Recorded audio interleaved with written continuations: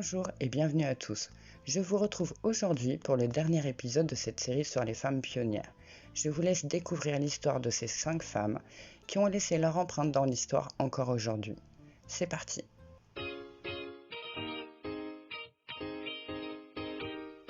Louise Simone Pinet de Borde-des-Forestes, appelée Simone des Forestes, née le 7 mars 1910 à Royan, dans les Charentes-Maritimes. Issue d'une famille aisée, elle grandit au château de Fontorte dans l'Allier. Déjà passionnée de voitures et de mécanique, elle touche son premier volant à 12 ans avec son oncle qui lui apprend à conduire dans l'automobile familiale. En 1929, à 19 ans, elle est l'une des premières femmes à passer son permis de conduire, une formalité pour elle. Un an plus tard, elle participe à sa première course automobile, la course de la côte de la Baraque, près de Clermont-Ferrand, connue pour ses virages et ses pentes à fort pourcentage.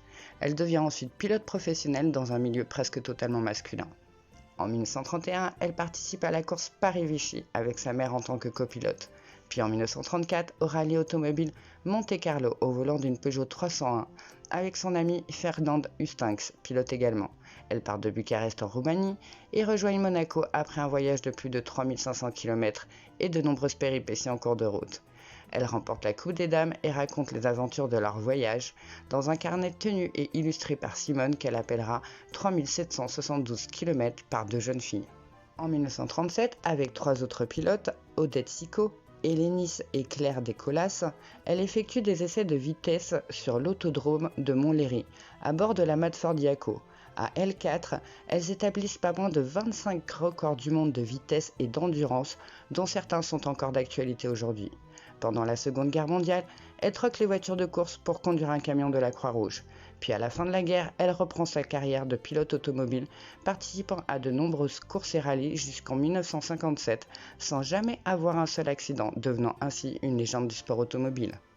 En 1950, elle est la première femme à ouvrir sa propre auto-école, où elle enseignera l'art de la conduite pendant 25 ans. En 1973, elle épouse Ernest Bernard à l'âge de 63 ans et le 15 novembre 2004, elle meurt à l'âge de 94 ans. Au-delà de son parcours exceptionnel dans un milieu d'hommes où elle a su s'imposer et se faire respecter pour ses talents de pilote, son nom perdure à travers l'expression « En voiture Simone, c'est toi qui conduis, c'est moi qui klaxonne », qui a été popularisée par Guy Lux dans l'émission Interville à l'attention de sa collègue animatrice Simone Garnier.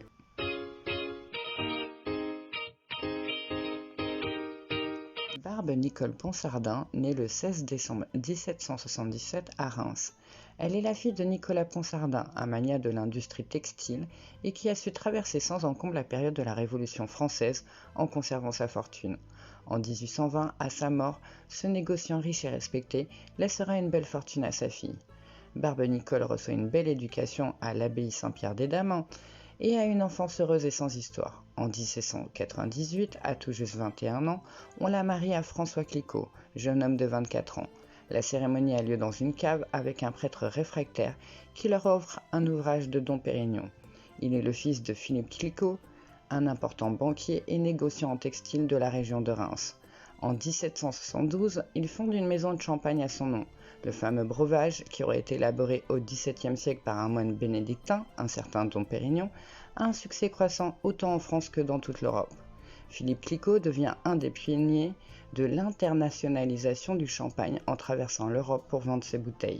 Lorsque son fils le rejoint en 1796, la maison Clicquot produit environ 8000 bouteilles par an pour les cours de France et d'Allemagne.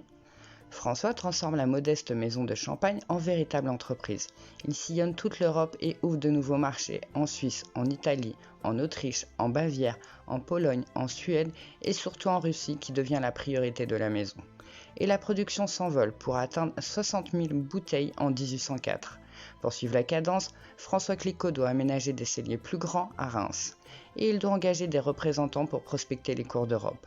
Mais en octobre 1805, de retour de l'un de ses voyages, il est emporté par une mauvaise fièvre à 31 ans.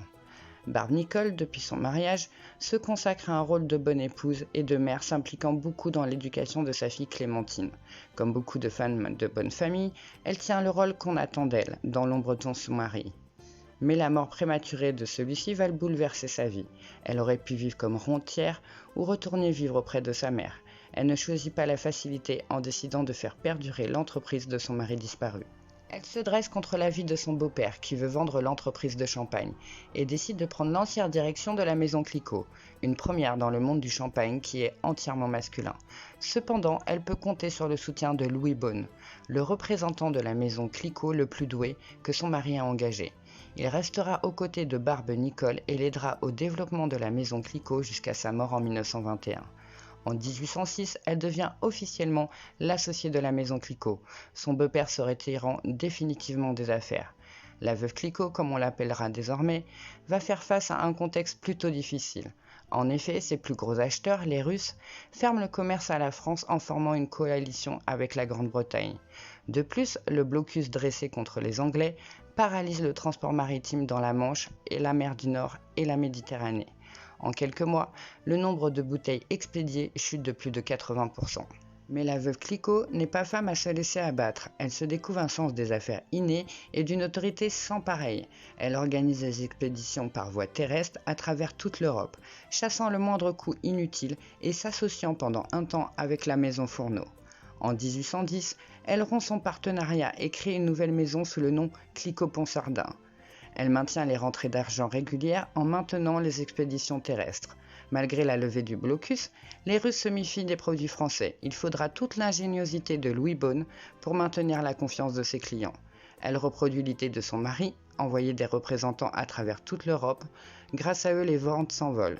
Dans les décennies qui suivent, la veuve Clicquot va consolider la réputation de sa maison de champagne, faisant de celle-ci l'une des plus connues de France.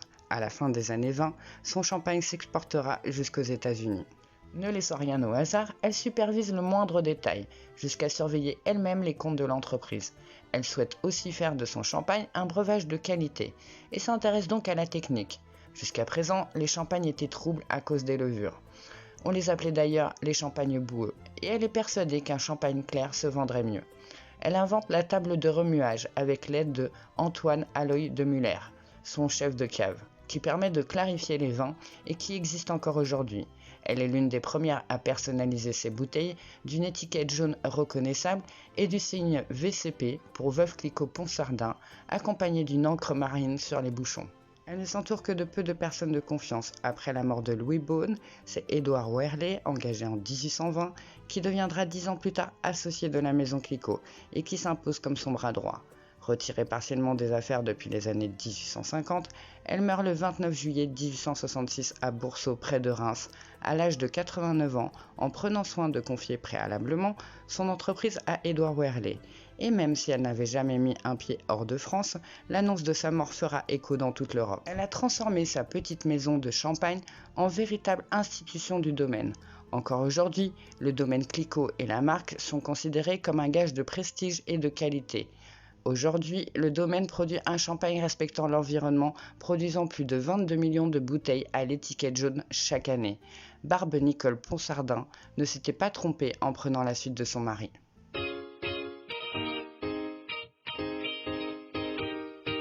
Jeanne Germaine Berthe Agnès Souret naît le 21 janvier 1902 à Bayonne dans les Pyrénées-Atlantiques. Elle est la fille illégitime de Marguerite Souret, 20 ans, sans profession et non mariée. Ça n'est que 5 ans plus tard que sa mère la reconnaît officiellement. Agnès grandit tranquillement et devient une jolie jeune fille. En 1920, le journaliste Maurice de Waleffe, en collaboration avec le quotidien Le Journal, crée le concours de la plus belle femme de France. Agnès, qui rêve de paillettes et de devenir célèbre, envoie une photo d'elle en tenue de communion avec une courte lettre dans laquelle elle écrit « Je n'ai que 17 ans, mais dites-moi si je dois traverser la France pour courir ma chance ». Au total, plus de 2000 candidates enverront leurs photos. Seules 49 seront sélectionnées et 19 seront finalistes. La télé n'existant pas largement comme aujourd'hui, c'est par l'intermédiaire du cinéma que le public choisira sa candidate préférée. Un petit portrait des filles sélectionnées est alors projeté dans les salles de cinéma des plus grandes villes à l'entracte. Les spectateurs envoient alors une carte postale avec le nom de leur favorite. Loin des clichés hollywoodiens des grandes femmes blondes élancées, Agnès mesure 1m68, a des cheveux châtains, un teint clair et de jolis yeux bruns. Pour la jeune fille, qui vit encore avec sa mère dans le village d'Espelette, non loin de Bayonne, sa vie est sur le point de basculer. Elle remporte largement le concours avec 200 000 votes en demi-finale, puis pas loin de 115 000 votes en finale et empoche la somme de 4 000 francs.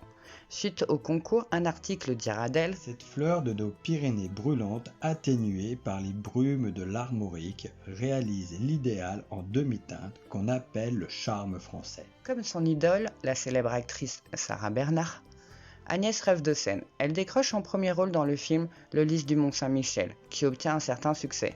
Elle travaille comme modiste, une créatrice de chapeaux, chez Madeleine et Madeleine. Puis, comme sa mère avant elle, elle se tourne vers le milieu de la danse, devenant danseuse au ballet de l'Opéra de Monte-Carlo et par la suite, elle intègre les Folies Bergères à Paris.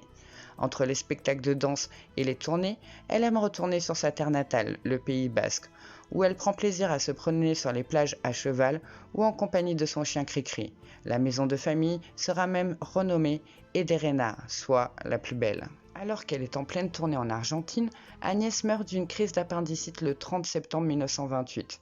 Sa mère devra vendre tous ses biens, dont la maison de famille, pour financer le rapatriement du corps de sa fille et lui offrir une sépulture.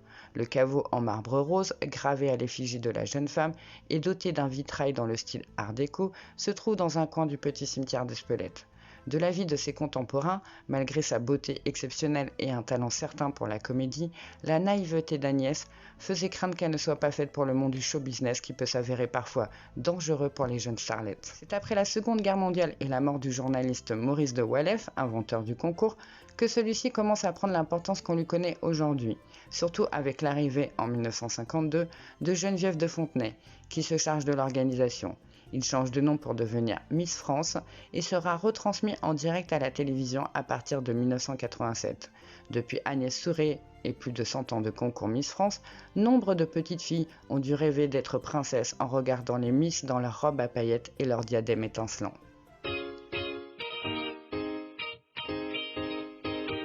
C'est à Besançon, dans le département du Doubs, que naît Marie-Louise Parry le 29 octobre 1889. Elle est la première d'une fratrie de 6 enfants. Elle perd son père officier très jeune et sa mère, pleine de détermination, n'a qu'un seul objectif: offrir à chacun de ses enfants les études qu'il souhaite et dont il est capable malgré les difficultés financières. Douée pour les études scientifiques, Marie-Louise obtient un diplôme d'ingénieur à l'école mécanique et d'électricité de Paris en 1921, après un bac scientifique ainsi qu'une licence. Elle intègre ensuite l'Institut électronique de Grenoble en 1922, où elle acquiert un diplôme complémentaire. Les femmes ne sont acceptées dans cette voie que depuis la fin de la Première Guerre mondiale, car l'industrie a besoin de cadres et que la pénurie d'hommes se fait sentir. À 33 ans, elle retourne à Paris, où elle échange avec de nombreux ingénieurs et des enseignants supérieurs. Elle connaît également très bien les directeurs des plus grandes écoles d'ingénierie parisiennes. Bien qu'acceptée et respectée pour son intelligence, elle n'en oublie pas pour autant les difficultés qu'elle a dû surmonter pendant ses études. En effet, les femmes sont encore minoritaires dans les études à cette époque, et encore moins dans les filières prestigieuses telles que l'ingénierie. Elle décide alors de fonder sa propre école et de la réserver aux femmes. Elle a trouvé sa vocation, former des générations de femmes ingénieurs. En 1925, sans aucun apport financier, elle est autorisée par le CNAM, le Conservatoire national des arts et métiers, un établissement d'enseignement supérieur, d'utiliser leurs locaux pour créer l'Institut électromécanique féminin. Bien que le CNAM ne lui autorise que provisoirement à occuper leurs locaux, la location durera 21 ans. L'événement sans précédent fera couler beaucoup d'encre dans la presse. Cependant, les débuts sont difficiles, dû à un manque de candidates. L'éducation supérieure des filles n'est pas encore répandue. Elle donne alors des cours à mi-temps, aidée par 2 autres professeurs, dont Gabriel Koenig, un mathématicien. Dès 1933, elle augmente le niveau et la diversité de ses enseignements. La scolarité passe de 2 à 3 ans et elle renomme son institut École polytechnique féminine. C'est la première école à délivrer un diplôme d'ingénieur reconnu par l'État. Après-guerre, elle ira jusqu'à écrire au général de Gaulle pour faire héberger son école au sein du CNAM, et sa démarche aboutit. Mais la démarche dérange dans le domaine de l'ingénierie, pas encore prêt à accepter les femmes. Et dans les années 50, on leur demande de bien vouloir quitter les lieux. Ça n'entame en rien la détermination de Marie-Louise, qu'on appelle désormais Mademoiselle Parry, qui achète une grande demeure à Sceaux où elle domicilie son école. Au-delà de sa vocation pour l'enseignement et son combat pour l'égalité homme-femme, Marie-Louise est passionnée d'aviation. Elle s'initie au pilotage à Guyancourt, une commune des Yvelines en Île-de-France, et créera un prototype d'avion qui sera exposé au Salon de l'Aviation en 1936. Elle donnera les noms d'Hélène Boucher et de Maryse Bastier, 2 aviatrices, aux promotions de 1938 et de 1945. Henri Farman, aviateur également, parrainera la promotion de 1947. Marie-Louise décède le 28 avril 1969 dans son école. Depuis, un département de recherche de l'école polytechnique féminine de Sceaux porte son nom. Celle qui a créé la première école polytechnique de France laisse derrière elle un sacré héritage pour tous les étudiants qui y seront scolarisés.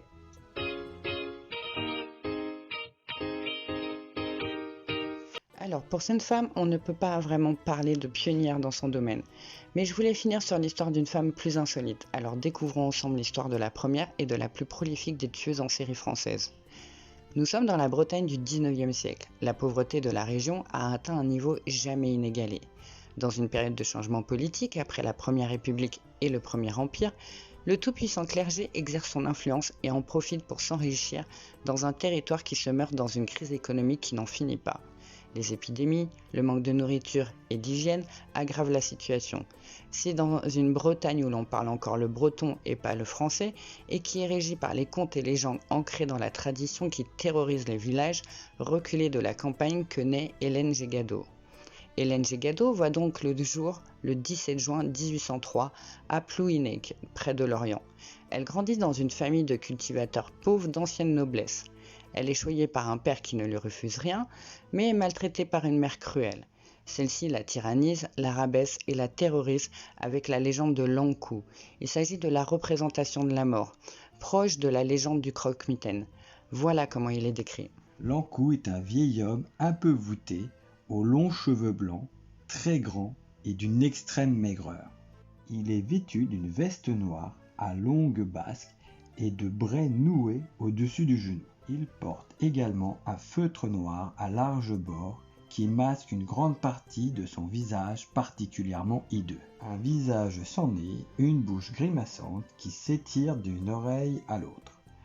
À la place des yeux, 2 trous noirs au fond desquels brûlent 2 petites chandelles blanches. On imagine l'effet que cela peut faire sur une petite fille. Elle s'imprégnera de toutes ces légendes dès sa petite enfance, en faisant des vérités dans sa réalité.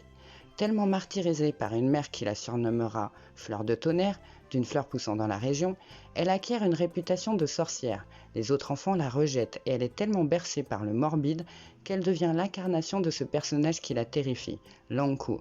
Elle dira d'ailleurs « Quand les parents ont peur, ils font peur aux enfants et ne peuvent plus les protéger. Je suis devenue l'Ankou pour surmonter mes angoisses. » À 7 ans, elle empoisonne sa mère à la belladone, peut-être par erreur, en la mélangeant dans sa soupe. Ruiné, son père doit se résoudre à vendre la ferme familiale et l'envoie chez sa marraine, une domestique au presbytère de Beubry, dans le Morbihan. Nous ne sommes qu'au début de sa terrible épopée meurtrière. En 1810, elle devient bonne à tout faire au presbytère de Bubry sous la surveillance de sa marraine. Cuisinière en herbe, l'ingrédient secret de ses gâteaux et de ses soupes, c'est l'arsenic. Elle empoisonne ainsi involontairement sa tante. L'arsenic se trouvait dans tous les foyers à l'époque, il servait à éliminer les rats. À Trésardec, dans les Côtes d'Armor, elle élimine son tout premier amant, un pilleur d'épaves. Elle le noie et l'attache à une ancre, peut-être le seul à n'avoir pas été empoisonné. À Locminé, dans le Morbihan, elle tue le docteur Toussaint, qui l'avait engagé, ainsi que son père, sa mère et son autre domestique. En 1833, à Guernes, dans le Morbihan, la mort du prêtre Le Drogo sera relatée dans la presse. Et du 28 juin au 3 octobre de la même année, pas loin de 7 personnes meurent dans d'atroces souffrances, dont sa sœur Anna. Les médecins penseront à une épidémie. Hélène n'est jamais soupçonnée. Pieuse et discrète, elle va de village en village, les habitants la voyant comme une domestique sérieuse et bienveillante. Elle prétend qu'elle se sait maudite. « La mort me suit », dira-t-elle sans cesse. À Pontivy, elle est embauchée par le maire. Très vite, son fils Émile meurt à 14 ans, suite à de violents vomissements. Ironie du sort, c'est Hélène qui restera au chevet de l'enfant jusqu'à sa mort. Après son départ de la ville, on comptera 7 nouveaux morts. À Auray, elle ne commet aucun crime, n'ayant pas réussi à se faire engager en cuisinière au couvent du Père Éternel. De rage, elle se venge en lacérant les vêtements des sœurs de la congrégation. La mère supérieure la renvoie et elle ne pourra plus jamais travailler auprès de personnalités religieuses. Elle rencontre enfin l'amour avec Mathieu Véron, alors qu'elle travaille dans une maison bourgeoise. L'homme est marié, mais Hélène a la recette pour régler ce problème et Madame Véron meurt brusquement. Le médecin diagnostiquera une crise de choléra, épidémie qui sévissait à l'époque en Bretagne. Elle passe encore entre les mailles du filet. Avec Mathieu Véron, elle va connaître l'amour véritable, mais son démon intérieur, l'Ankou, l'obsède. Elle déploie des trésors d'imagination et lutte de toutes ses forces pour ne pas céder à la tentation de lui servir son célèbre et mortel bol de soupe. Elle s'enfuit pour lui laisser la vie sauve et débarque à Port-Louis, où un prêtre défroqué l'embauche dans son bordel militaire. Elle sera cuisinière, hôtesse et prostituée. À 43 ans, elle ajoute encore 5 empoisonnés à la longue liste de ses victimes. En 1849, elle s'installe à Rennes. Elle est maintenant une cuisinière confirmée et se fait embaucher à l'hôtel du bout du monde. Elle travaille dans les cuisines en toute tranquillité, sa funèbre réputation ne l'ayant pas suivie. Lorsqu'une de ses collègues meurt dans d'étranges circonstances, elle prend à nouveau la fuite. En 1850, le juge Théophile Bidart l'engage comme cuisinière, où elle empoisonne 2 femmes de chambre. Les médecins de la ville, peut-être plus avisés que ceux des villages de campagne, diagnostiquent un empoisonnement. C'est ainsi qu'est informé le procureur de la République, M. Dubauban, et qu'Hélène est arrêtée. Le 6 décembre 1851 s'ouvre le procès de celle qu'on appelle la sorcière de Bretagne, à Rennes. Hélène, têtue, niera tous les faits en bloc. On lui reproche 3 meurtres et 3 tentatives de meurtre, les autres crimes étant soit prescrits, soit inconnus, soit sans preuve circonstancielle.